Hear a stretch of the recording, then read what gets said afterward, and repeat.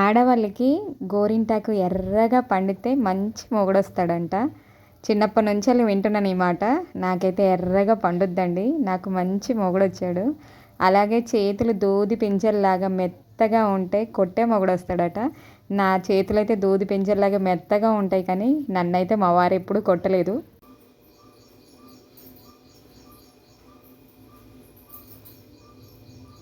Hi, ఎలా ఉన్నారు? బాగున్నారా? నేను చాలా బాగున్నాను. చాలా హ్యాపీగా సంతోషంగా ఉన్నాను. మీరు కూడా హ్యాపీగా సంతోషంగా ఉండాలని మనస్ఫూర్తిగా కోరుకుంటున్నాను. సో ఒక మంచి బ్లాగ్ తోటి అయితే వచ్చేస్తాను ఈరోజు మీ ముందుకి. సో మంచి అంటే నా పెళ్ళైన తర్వాత మనం హ్యాపీగా ఎన్ని ఇబ్బందులు ఉన్నా, ఎన్ని కష్టాలు వచ్చినా, ఎన్ని ఉన్నా సరే మనం హ్యాపీగా ఎప్పుడు నవ్వుతూ సంతోషంగా ఉండాలంటే సో నేను తీసుకునే కొన్ని అంటే నేను ఫాలో అయ్యే కొన్ని టిప్స్ అయితే మీకు ఈరోజు షేర్ చేస్తాను ఈ బ్లాగ్లో. ఈ బ్లాగ్ స్పెషల్. సో చూస్తే తెలుస్తుంది కదా స్పెషల్ ఏంటో. సో గెస్ట్ చేసి తప్పకుండా కామెంట్లో పెట్టండి.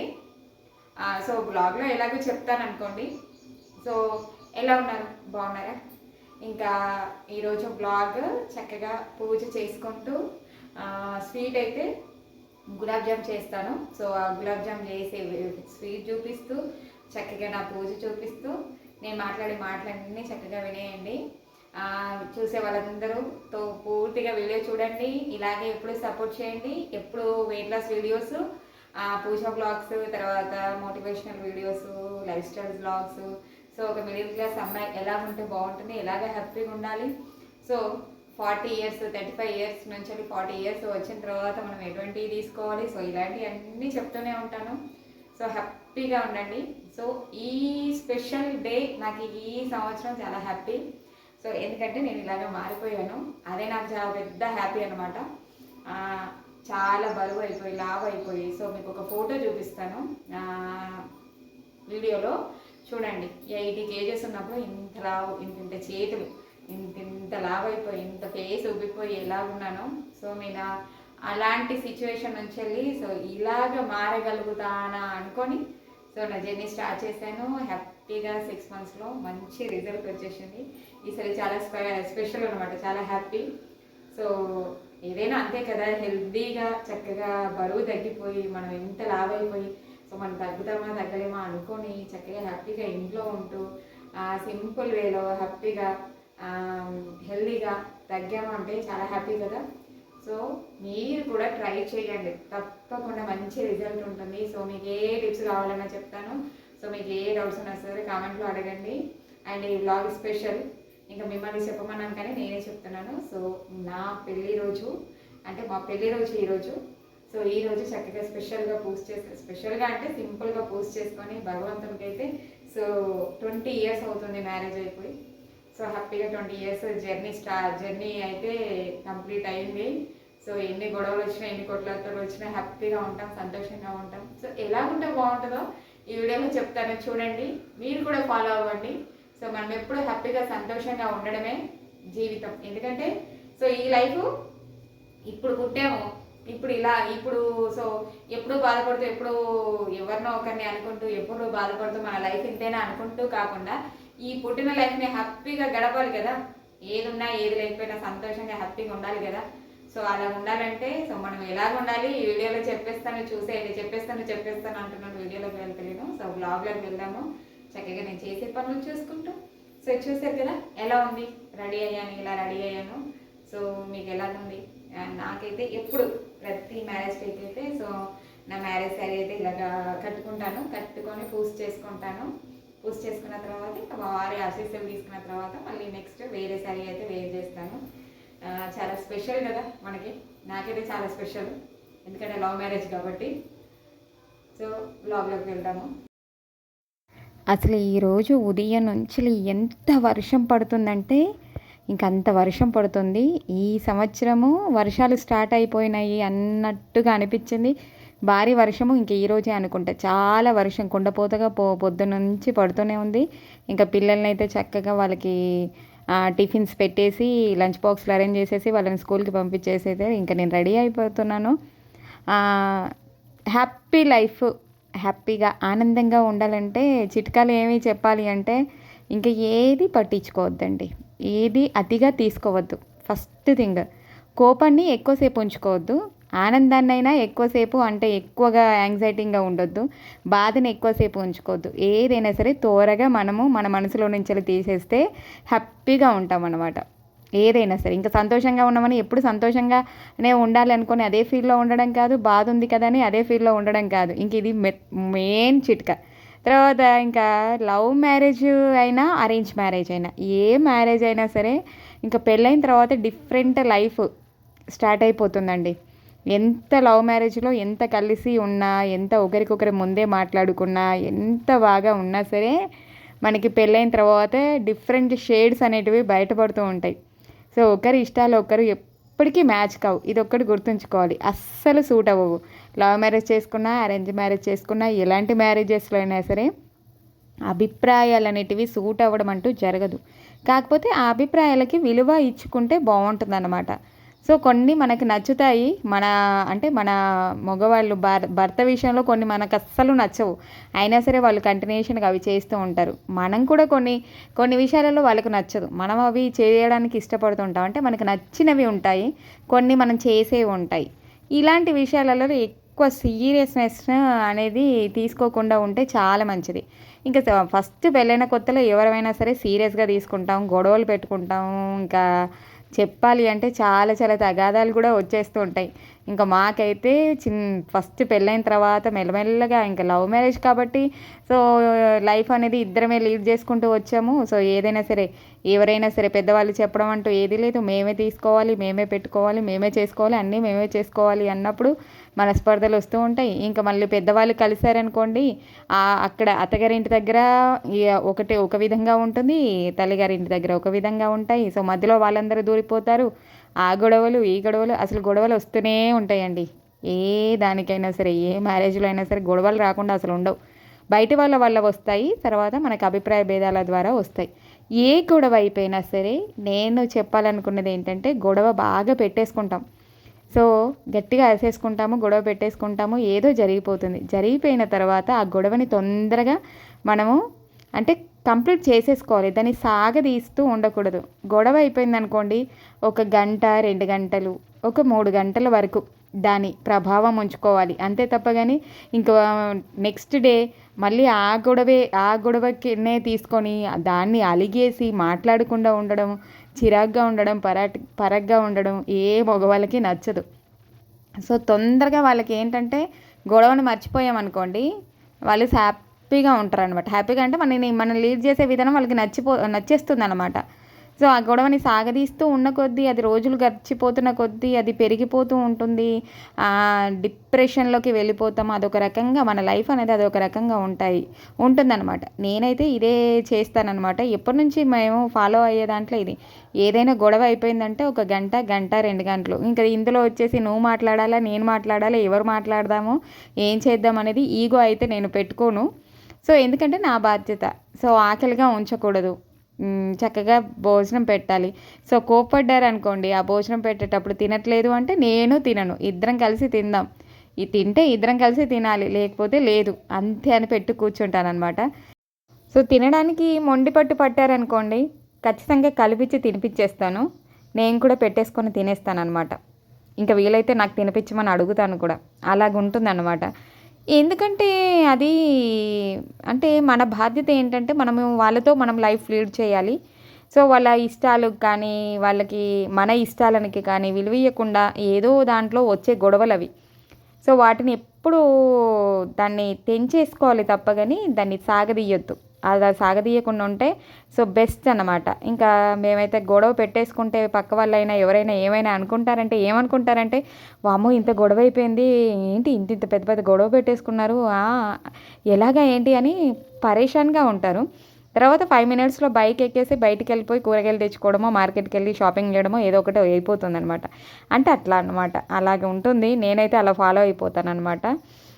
అండ్ నెక్స్ట్ ఇంకా చాలా చిన్న చిన్న వాటికి కూడా గొడవలు వస్తుంటాయండి. మనమేమో చక్కగా నీట్గా అన్నీ సర్ది పెట్టుకుంటామా వంట రూమ్లో చేరి, వాళ్ళు వంట చేసేటప్పుడు అంగడి అసలు ఎలాగుంటుందంటే మగవాళ్ళు వంట చేసేస్తే నీట్గా చేయని వాళ్ళు ఎక్కువగా ఉంటారు. సో మనం సర్దుకొని హ్యాపీగా ఉండి సర్దుకొని చక్కగా చేసేసుకుంటూ వెళ్తుంటే వాళ్ళు ఆ వెనకాలంతా పాడు చేసుకుంటూ వస్తారు. ఎప్పుడో ఏదో ఒకటి చేశారనుకోండి వంట విషయంలో కూడా ఏదో సరదాగా చేయాలనిపించినప్పుడు చేసేసారనుకోండి, ఇంకా దాన్ని మనము ఎలాగంటే ఇలా చేసావు అలా చేసావు ఏం బాగా అంటే తినడానికి బాగుంది, కాకపోతే ఇది పాడు చేసావు అది పాడు చేసావు ఇది చేసావు అది చేసావు అంటే కోపాలు వచ్చేస్తాయి. ఇంకా మనం తినాలి అనుకునేటప్పుడు అంటే ఫస్ట్లో మాకు గొడవలు బాగా అయ్యేటి అనమాట వంట రూమ్లో. ఎందుకంటే తనకి వంట అంటే ఇష్టం, చేసేవారు. కాకపోతే చాలా అసలు ఎలాగంటే ఇంకా ఆ పొయ్యి కానీ తర్వాత వంట క్లీనింగ్ కానీ ఇదంతా చేసుకోవాలంటే చుక్కలు కనబడేది. ఎంత కోపం వచ్చేదంటే కోపం వచ్చేసి బాగా అరిసేసేదన్నమాట. అరిసేసేసి ఎలాగా అంటే తను అరిసేవారు, నీలాగా నాకు చేత కదా అనేవాళ్ళు.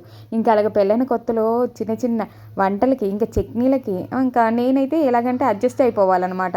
ఏదైనా ఇప్పుడు మామూలుగా ఇడ్లీ చేసామనుకోండి, మామూలుగా ఏదో ఒక చట్నీ ఉంటే సరిపోతుంది కదా, చట్నీ లేకపోతే ఏంటి ఆవకాయ వేసుకొని తినొచ్చు కదా, అది తినొచ్చు కదా అనుకునే. దోశలు అనుకోండి ఏదైనా కర్రీ పెట్టుకొని తినొచ్చు కదా, చట్నీ లేకపోతే ఏంటి, సో ఆఫీస్కి వెళ్ళాలి టైం అయిపోతుంది అనుకునే మనస్తత్వం అన్నది లేదు. దోశకి చక్కగా పల్లి చట్నీ ఉండాలి, టమాటా చట్నీ ఉండాలి, ఇడ్లీ అంటే చట్నీతోటే తినాలి, సాంబార్తోటే తినాలి, చపాతీ అంటే చపాతీకి స్పెషల్గా కర్రీస్ చేసుకోవాలి. తన మెంటాలిటీ అలాగ ఉండేదనమాట.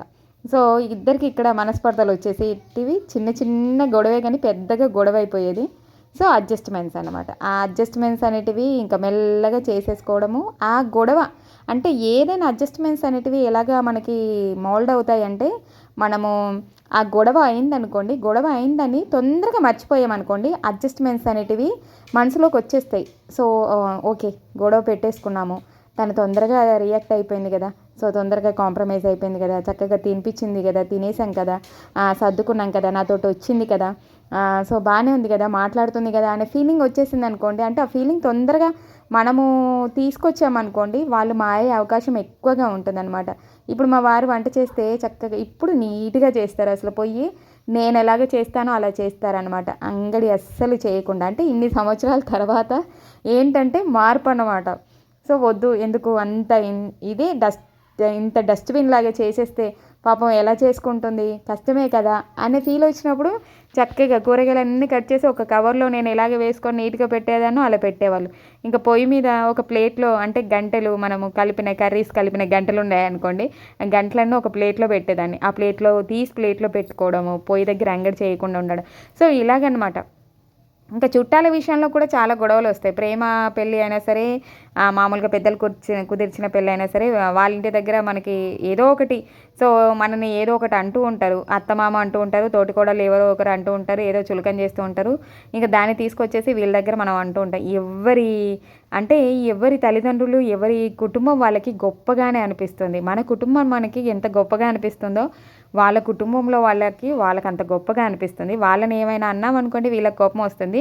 మన వాళ్ళనంటే మనకు కోపం రాదా? మామూలుగా మనము ఇంట్లో ఏదైనా గొడవైనప్పుడు మన అమ్మ నాన్ననో మన అన్నదమ్ముల్లో తిడుతూ ఉంటే మనకి కోపం వచ్చేస్తుంది. సో మన వాళ్ళని ఏమీ అనొద్దు, మీ వాళ్ళని మాత్రం నేను అంటానంటే అది కరెక్ట్ కాదు. సో ఆ విషయంలో కూడా మనం ఎలాగుండాలి అంటే తప్పే, నా వాళ్ళు చేసినా తప్పే, మీ వాళ్ళు చేసినా తప్పే. సో అట్లాంటి కాంప్రమైజెస్ చేసుకోవాలి. అలా చేసుకున్నప్పుడు చాలా బాగుంటుందండి, అది మంచిగా ఉంటుంది. ఒకవేళ బంధాలు అనేటివి మనకి సరిగ్గా సపోర్టింగ్ లేదంటే ఇంకా మనం లైఫ్లోకి వచ్చేసాం, మనం ఈ పెళ్ళి లైఫ్లోకి వచ్చేసాం, మనకి జీవితకాలం భర్తతో ఉండాలి అన్నప్పుడు మన భర్తకి విలువ ఇవ్వట్లేదు, మన బంధాలలో లేదు అన్నప్పుడు వాళ్ళని అవాయిడ్ చేసుకొని ఉంటే చాలా హ్యాపీగా ఉంటుంది. మనకు విలువ గౌరవం అనేది పెరుగుతుంది.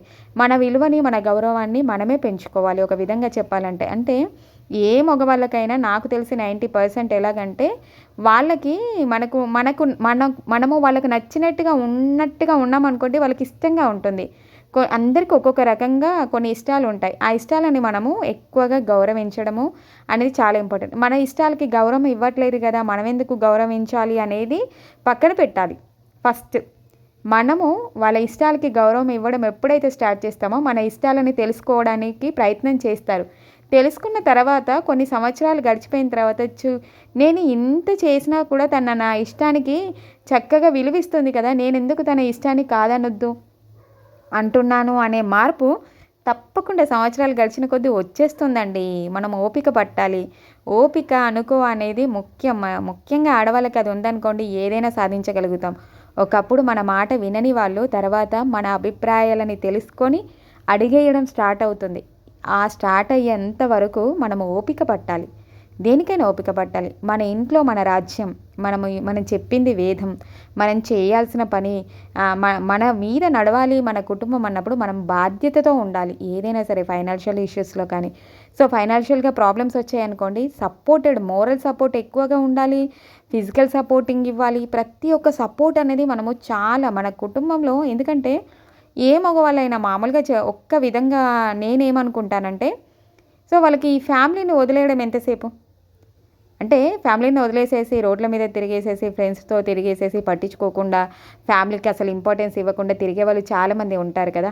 అలాంటి వాళ్ళు కానప్పుడు సో మంచిదే కదా అనిపిస్తుంది కదా. మన కోసం కష్టపడుతున్నారు, కుటుంబం కోసం కష్టపడుతున్నారు. సో కుటుంబం కావాలి అనుకుంటున్నారు. ఒక మగవాడికి మామూలుగా కుటుంబం అంటే ఏంటిది, భార్య పిల్లలే. ఆ భార్య పిల్లలే కుటుంబము, సర్వము. అది తెలుసుకోకుండా బయట తిరిగే వాళ్ళు కానప్పుడు సో వాళ్ళకి విలువ ఇవ్వాలి, కంపల్సరీగా వాళ్ళకి మోరల్ సపోర్ట్ ఇవ్వాలి. ఇస్తే వాళ్ళు ఇంకా పుషప్ అంటే ఇంకా బాగా అర్థం చేసుకుంటారు. సో ఎంత కష్టమైనా పడడానికి ఇష్టపడతారు.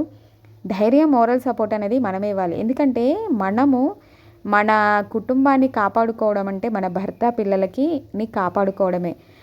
ఈ భర్త పిల్లలని ఎవరి కోసమో, అంటే ఎవరో, ఏదైనా సరే ఆడపిల్లకి కన్న తల్లిదండ్రులు కొంతవరకు మాత్రమే, ఆ ఇల్లు కొంతవరకు మాత్రమే ఉంటుంది. తోబుట్టువులైనా సరే, ఫ్రెండ్స్ అయినా సరే, బయటి వాళ్ళైనా సరే, ఎవరైనా కొంతవరకే ఉంటారు. ఎక్కువ కాలము, ఎంతకాలము ఉండగలిగేవాడు భర్త. పిల్లలైనా ఒక స్టేజ్ వరకే, వాళ్ళకి పెళ్ళిళ్ళు అయిపోయి వాళ్ళకంటూ ఒక కుటుంబం ఏర్పడిన తర్వాత వాళ్ళ లైఫ్ వాళ్ళదే. ఇంకొకరికొకరు ఉండాల్సింది భర్త, భార్య అని జీవితంలో అర్థం చేసుకోవాల్సిందే, ఒడిదుడుకులను ఎదుర్కోవాల్సిందే. సో ఇదన్నమాట. సో ఇలాంటివన్నీ మెల్లమెల్లగా మనం అవాయిడ్ చేసుకున్నాం అనుకోండి, మన లైఫ్లో చాలా హ్యాపీగా ఉంటాము, ఆనందంగా ఉంటాం. సో నా సీక్రెట్ అయితే అది. వీడియో అయితే ఇది చెప్పాలనుకున్నానండి. ఎలాగనిపించింది కామెంట్లో చెప్పండి. మరొక వీడియోతో కలుసుకుందాం. Thank you for watching. Bye bye.